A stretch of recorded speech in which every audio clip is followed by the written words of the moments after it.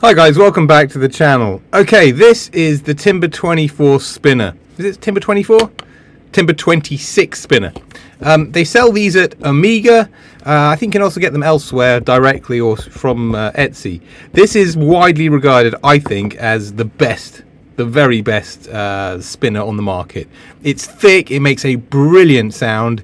The only thing that makes a better sound is the Amiga can, which is just amazing, but it's huge. So for a 40mm spinner, this thing is amazing. Super durable. As you can tell, this thing has taken hundreds, if not thousands of hits, and it's as good as new kind of thing. Bit frayed around the edges. Now, the only thing that's the only downside about this, and this really bugs me, I don't know if it bugs you, the visibility isn't great.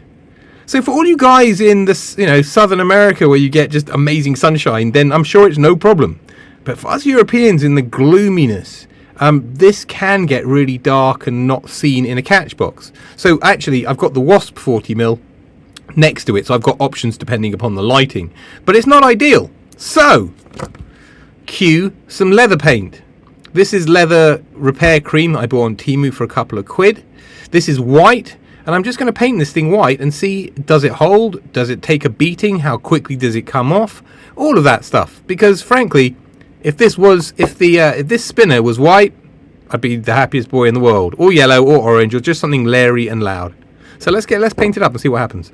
Okay, I've got a grotty, cheap, nasty kids paintbrush that I don't care about, and I'm just giving it a good mix to make sure that it kind of gets all mixed in and it isn't a problem from transport.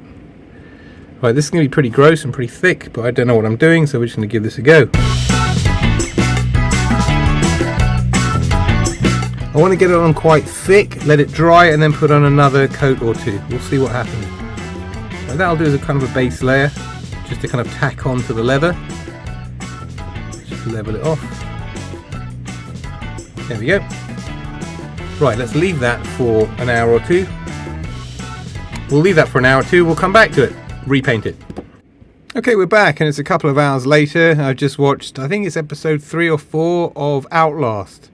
Man, that show is so rigged, isn't it? It just seems like, I can't believe it. It doesn't seem right. Tell me in the comments, because I need to know if you're watching it. It just seems rigged. Right, here we are. This is with the leather paint. It's taken it well. It's touch dry. It actually looks really good. I love that the Amiga sign is still through it. So what we'll do is now I'm just going to give it another coat. It'd be great if the Amiga sign could stay through it, but it's not the end of the world if it doesn't. Sorry, Amiga guys. Right.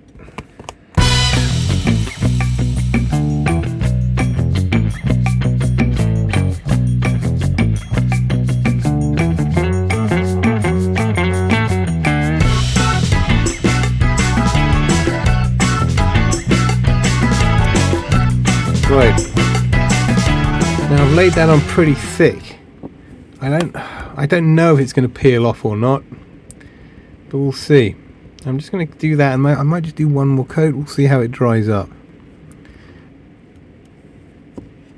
Right, let's leave that to dry. Okay, so it's the next day, and here we are. This has got a good couple of coats. I was not shy with this stuff. I put it on thick, and it's clearly kind of absorbed in. Now, whether this is kind of a skin that will come off or crack with the first shot remains to be seen. Kind of like patent leather. I'm pretty sure that whatever happens, there'll be some kind of white stain left behind. There's no way that's coming off clean, but who knows. So, that's where we're at. As you can hear from the roof, it's peeing down with rain. I can't get outside to test this right now, but I really want to crack some shots to do it. What's really nice is the Amiga sign has come straight through on it, which is lovely. And as I said, I wasn't shy with this stuff, so it's good. So if this holds together for long enough, it'll be great. So let's go outside. Let's fast forward a day or two tomorrow, and we'll shoot this. Okay, hi, we're outside of the catch box. Finally, the weather's good enough. Okay, you can see, here it is. Much better visibility, so much better visibility. Let's crack some shots off at it and see how well the surface stands up. Okay, I'm just recording my video. There's 1, 2, 3 squirrels running around at my feet looking for food. I'm trying to record my bloody video.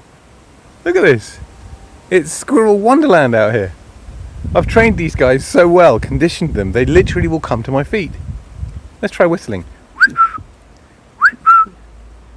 Here we go, look, here we go, come on mate. See? Come here bud. Yeah. My god, moving targets everywhere. What do we do about it? Right, back to the video. Okay, so here we are at 10 meters. Look how much more visible it is right now from down here as a white rather than a kind of leather brown. So much better. Let's just hope that the paint stays on. Right, back to the shooting.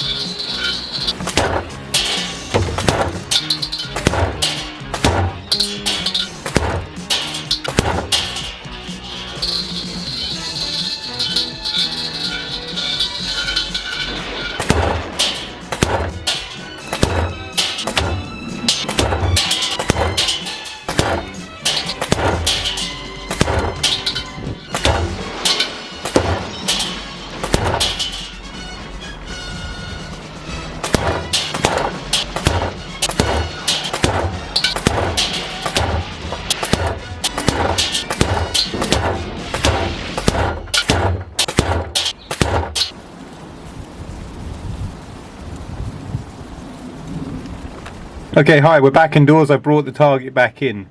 I'm kind of using a hacked macro lens on my SLR right now to be able to get in really close with some decent resolution so we can look at this. So I'm going to be doing this manually. It's going to be a bit shaky, but it's going to be worth it, I hope.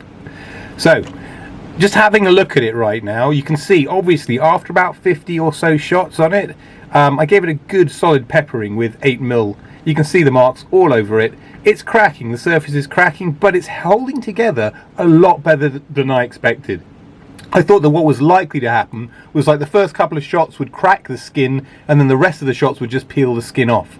So the adherence, the stickiness to the surface is great. I did put it on thick, so it was going to crack. That was always going to be a thing, but it's still visible. I could probably get a good few hundred shots out of this before it actually does anything. And whether it actually comes off is up for grabs. I'm calling this experiment an absolute win. I'm completely happy with it because the visibility's gone up massively. Let me get in really close. From 10 meters, massively. It's brilliant in low light, in all kinds of stuff. So it's definitely worth doing, in my humble opinion.